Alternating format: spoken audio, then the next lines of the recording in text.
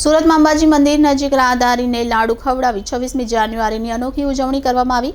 દેશભક્તિના રંગે રંગાઈ જાહેર માર્ગ પર જાગૃતિ લાવવા પ્રયાસ કર્યો હતો।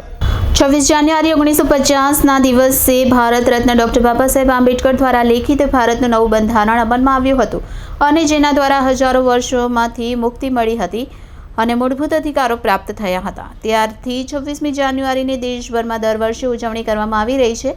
ત્યારે સુરત શહેરના અંબાજી મંદિર નજીક રહેતા દિનેશ ભાટી કે જે ફિલ્મ સ્ટાર અમિતાભ બચ્ચનના ફેન છે અને છેલ્લા 15 વર્ષથી 26 જાન્યુઆરી અને 15મી ઓગસ્ટની અનોખી ઉજવણી કરતા આવે છે। ત્યારે આ 26મી જાન્યુઆરી પર્વને લઈને જાહેર રસ્તા ઉપર લોકોમાં દેશભક્તિ અને રાષ્ટ્ર પ્રત્યેની ભાવના જાગે તેવા હેતુસર ઉજવણી કરવામાં આવી હતી। સાથે રાહદારીઓ અને સ્થાનિકોને લાડુ ખવડાવીને મોં મીઠું કરાવ્યું હતું અને રાષ્ટ્રગાન ગાઈને જાગૃતિ લાવવા પ્રયાસ હાથ ધરવામાં આવ્યો હતો। દિનેશ ભાટીનો મિત્ર અને મહેન્દ્રભાઈ સોનીનો મિત્ર।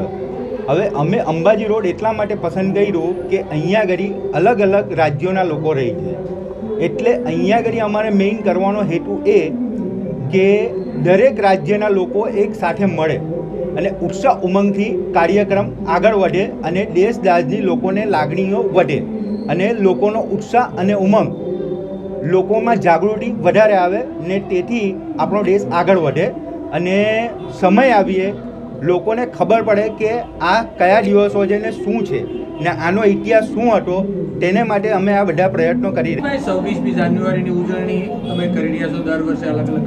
આ વર્ષે કઈ રીતની ઉજવણી કરી? હું આજથી કરીબન 15-20 વર્ષ થઈ ગયા છે। પહેલાં હું શરૂઆતમાં ઉજવણી મારે દુકાનમાં કરતો હતો, જેના અંદર રિત્વિજ મહેતા અને શશાંકભાઈ ને મહેન્દ્રભાઈ સોની આપણા ગ્રાહક સુરક્ષાના બધા દોસ્તદાર મળે ને કીધું કે આ વસ્તુ નીચે કરવી જોઈએ, એને લીધે લોકોમાં જાગૃતતા આવે।